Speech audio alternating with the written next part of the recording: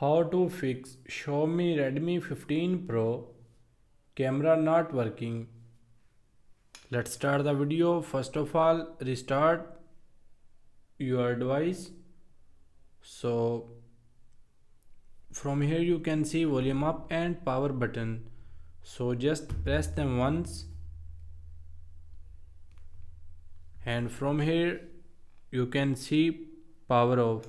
Simply swipe up to power off, and we will again click on, then mobile phone will be restored. And after that, open settings,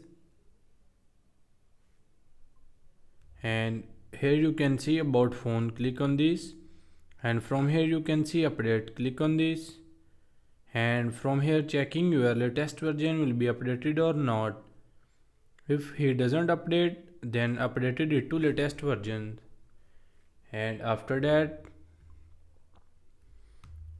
go back and select apps, and again select manage apps, and here you can see three dot, click on this and select other settings, and again reset app preference, click on this, and from here you can reset apps.